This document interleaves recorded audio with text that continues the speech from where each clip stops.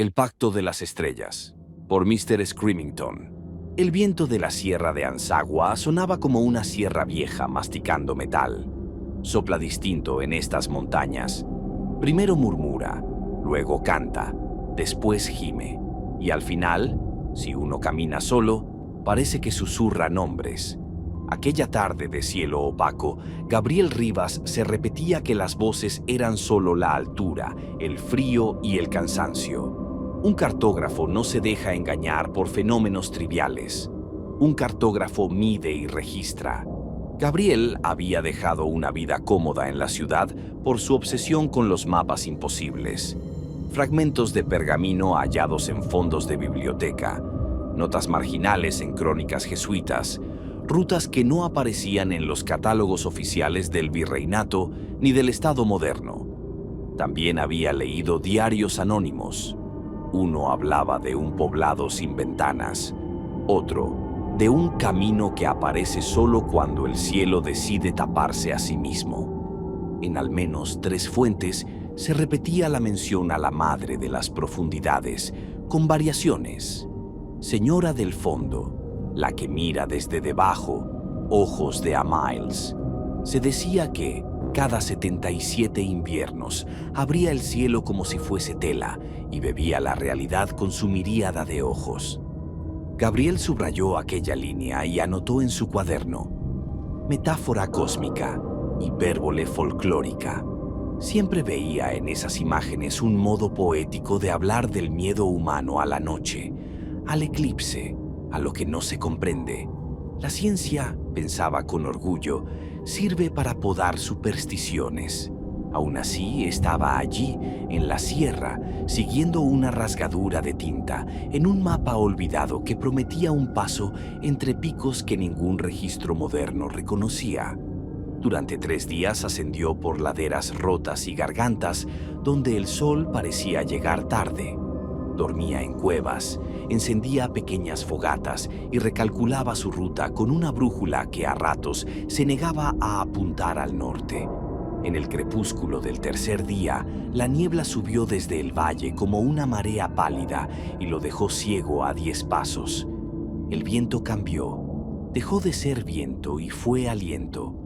Cuando la bruma se abrió por un segundo, Gabriel vio el trazo de un muro de piedra negra y tras él, un pueblo. No lo saludaron ni lo retuvieron, simplemente lo esperaban. Las casas eran bajas, levantadas con bloques de basalto oscuro. No tenían ventanas, solo puertas estrechas.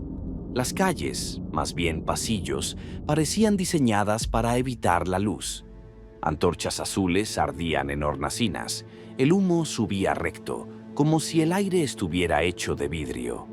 Los habitantes llevaban túnicas de lana sin adornos, rostros serenos, ojos enrojecidos por la altura.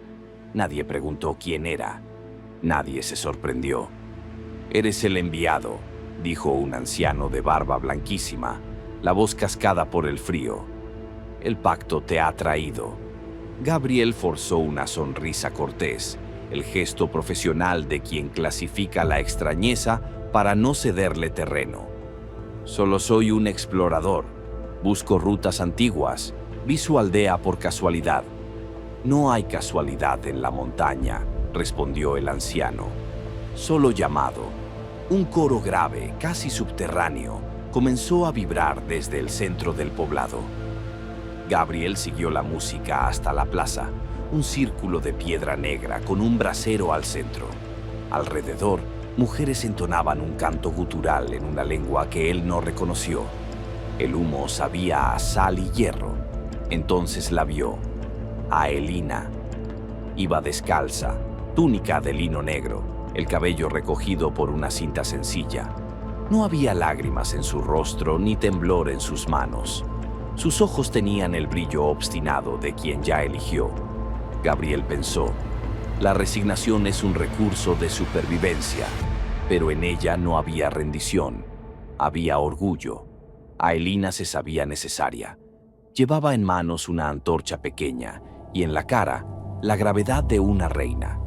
Una mujer anciana se adelantó y, sin mirarlo, habló para todos. Es la víspera de las 3 coronas, 3 sombras sobre la luna, 3 cantos bajo la tierra, 3 sellos abiertos. Aelina será la piedra que equilibra la balanza. La madre verá y pasará. La palabra madre resonó en Gabriel como el eco de las páginas que había leído. Recordó un pasaje de un manuscrito sin firma. Cuando la ofrenda falte, ella trepará desde lo hondo del cielo, y sus ojos, incontables como granos de arena, beberán los contornos de las cosas hasta que no quede nada que nombrar. Había escrito al margen, metáfora del eclipse. Subieron en procesión por un sendero que cortaba la montaña como una cicatriz.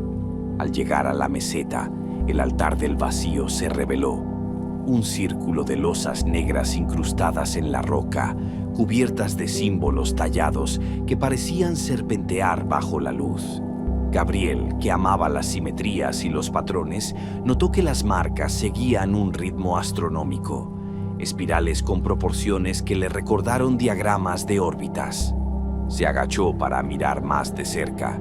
Creyó ver ojos en miniatura, abiertos en la piedra, pero cuando parpadeó, eran solo depresiones de erosión. La luna comenzaba a desvanecer su borde, la sombra avanzaba suave, anestésica. Los cantos crecieron. El anciano alzó una daga corta de hoja oscura. 2 guardianes tomaron a Aelina de los brazos. «No», murmuró Gabriel y su voz fue un hilo. «No, no». El cuerpo decidió antes que la mente. Corrió, embistió al primer guardián con el hombro, recibió un puñetazo en la mandíbula, giró y golpeó a ciegas. Sintió hueso bajo los nudillos. Le dieron con un bastón en la espalda. El dolor lo dobló, pero la rabia lo puso de pie. 3, 4 hombres se lanzaron sobre él. Gabriel, que había aprendido a defenderse en expediciones con bandidos, soltó un grito que le vació los pulmones y mordió una muñeca hasta el metal de la sangre. Lo soltaron un segundo. Bastó. Se abalanzó sobre Aelina, la arrancó del círculo y corrieron. «¡Detente!», gritó ella. «Déjame cumplir». «No», jadeó Gabriel. «No te mataré delante de todos. No hoy. No nadie». Detrás los cantos se fracturaron en alaridos. Las voces, de pronto, no eran humanas. Chirridos, rezos que se quebraban en notas imposibles, sílabas que parecían raspar la garganta.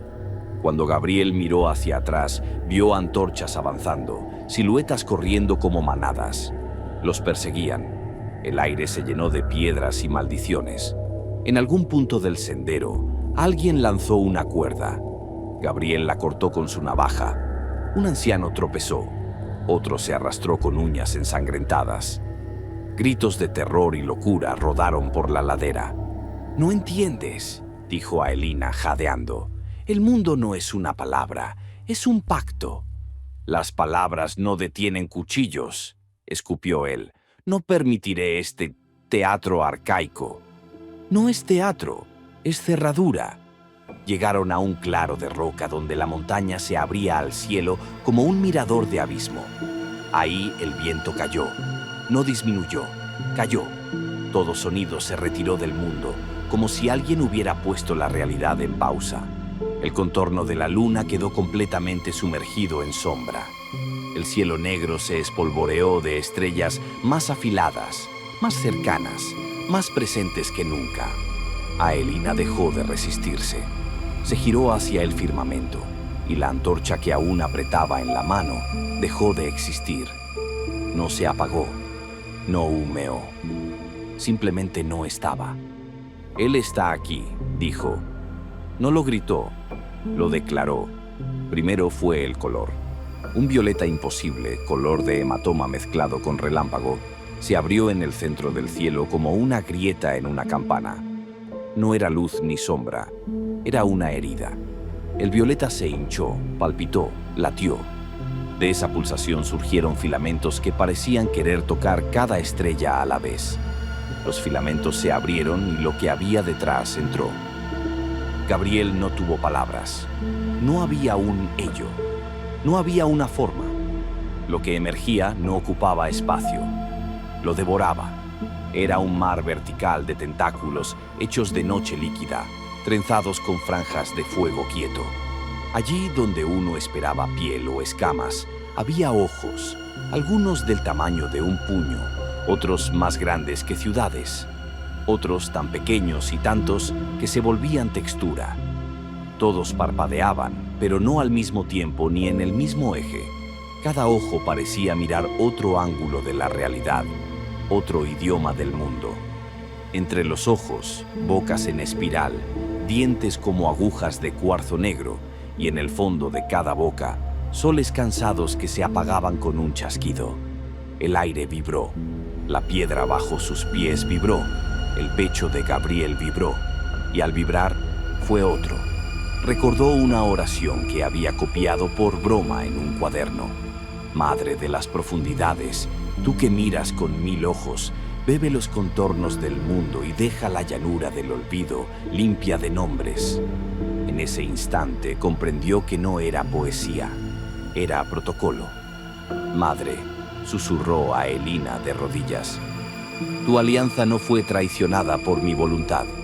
Perdónanos.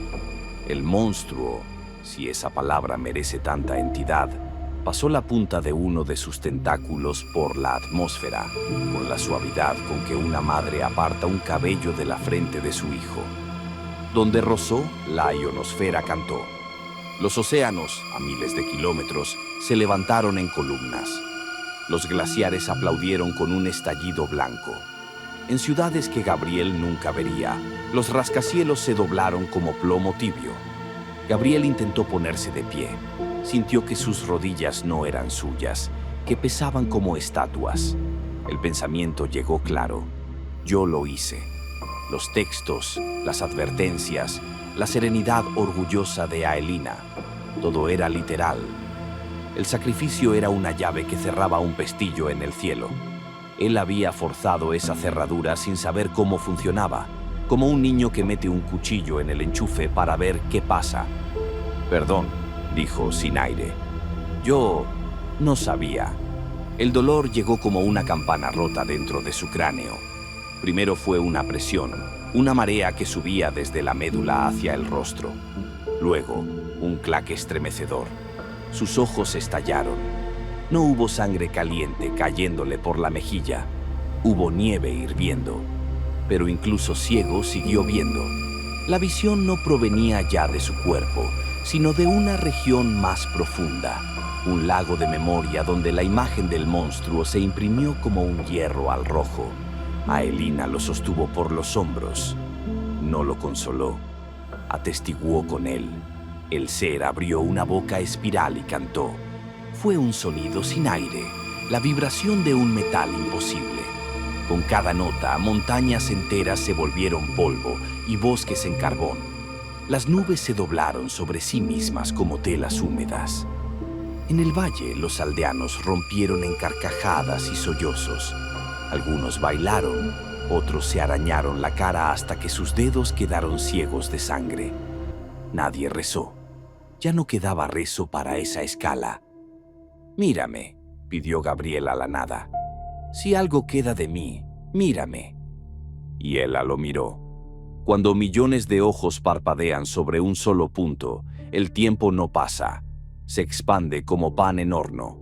Gabriel vio cosas que ningún cerebro humano toleraría ileso. Ciudades invertidas sobre abismos, mares arriba del cielo, niños de piedra cantando en idiomas sin vocales, bestias que se abrían para revelar dentro otros universos, dioses que yacen muertos y aún sueñan. Vio el primer pacto, un altar rústico, una mujer antigua que se ofrecía por voluntad, un cielo que se cerraba como un puño satisfecho. Vio también el último, el suyo, el que faltó. La madre, o su sombra, sorbió, no hacia adentro, sino hacia abajo. Tomó los bordes mismos del espacio y los metió en una de sus bocas con la calma con que alguien recoge migas de la mesa. El planeta entero se encogió 1 centímetro, luego otro. Luego cayó de su órbita con el gesto elegante de una hoja que renuncia al árbol. En los puertos, los barcos se quedaron en el aire durante un segundo, como peces que recuerdan haber sido aves. En los desiertos, las dunas caminaron. En una cocina, lejos, una madre dejó caer una taza que cayó hacia arriba y se rompió en el techo. En los templos, la gente entendió de golpe que no había templos. El monstruo cerró la boca. El violeta del cielo se contrajo. Lo que quedaba de atmósfera se apagó como un suspiro sin pulmón. «Él está aquí», repitió Aelina, esta vez con una ternura cruel. «Y ya estuvo siempre». Gabriel no tenía ojos, pero lloró. Lloró con otra parte del cuerpo, un órgano que no conocía. Y en ese llanto vio el rostro de la deidad en todos los rostros. Vio su firma en la geometría de la nieve. Vio que los mapas que había amado toda su vida eran, sin saberlo, cartas enviadas a ella, coordenadas para el día en que alguien supersticioso o racional abriera la cerradura. «Perdón», dijo otra vez, y la palabra fue una piedra cayendo en un pozo sin fondo. La tierra dejó de existir con la modestia de una vela que ya no tiene por qué seguir encendida. No hubo explosión, no hubo gloria, solo ausencia. Un segundo después, o antes, solo la meseta de Ansagua quedó suspendida en la nada, con el altar del vacío intacto, las losas negras brillando con una humedad sin agua. Aelina y Gabriel, o lo que quedaba de ellos, estuvieron de rodillas frente a la madre, que los miró desde todas partes y ninguna. «Te perdono», dijo Aelina, no a la deidad, sino a Gabriel, «porque fuiste humano y porque así estaba escrito para que recordáramos». «¿Quién recordará si no hay ya nadie?», preguntó él, y su voz fue la de un niño que despierta y pregunta por su madre en una casa vacía. «Tú», dijo Aelina, y puso una mano sobre su pecho. «Recordarás aunque no haya mundo. Alguien debe guardar la forma del mal para cuando vuelva a abrirse el cielo». El monstruo parpadeó. Con ese gesto arrancó el tiempo como una etiqueta. Gabriel sintió que cada momento de su vida se apilaba en una columna transparente. En la base, el niño que dibujaba mapas con lápices de colores. En la cima, el hombre que rompió el candado del cielo. Aún sin ojos, vio la columna caer hacia adentro de él. Se quedó solo. Ni la montaña, ni el altar, ni Aelina. Solo. Y, sin embargo, no estaba vacío. En su mente, lo único que le quedaba, ardía la imagen del monstruo, nítida, perfecta, incorruptible. Podía recorrerla como se recorre una catedral, ojo por ojo, boca por boca, tentáculo por tentáculo. Podía contar las dentelladas con que ella había mordido las constelaciones. Podía escuchar, en infinito estéreo, cada nota de su canto de destrucción. Sabía, no con esperanza, sino con certeza mecánica, que alguna vez habría un nuevo cielo, otra órbita, otros pueblos, otra cerradura, y que en ese remoto cuando, tal vez, una voz sin cuerpo, la suya, o algo que la contenga, susurraría a alguien junto a un fuego. «No abras, no rompas, deja el pacto». Si algo quedó fuera de la mirada de la madre, fue el altar del vacío. No porque fuese sagrado, ni poderoso, ni indestructible, sino porque es el marco donde el mundo se dibuja para ella. Flotó en la nada como un pedazo de carta que se resiste a hundirse. Sobre una de sus losas, la humedad formó por un segundo una palabra en lengua extraña, y luego se secó. En algún pliegue de un no lugar, Aelina siguió de rodillas, no como persona, sino como acto. Su mirada orgullosa y resignada, la de la salvadora, mantuvo una forma parecida a la plegaria. La oración fue señal. La señal, huella. La huella, ruta.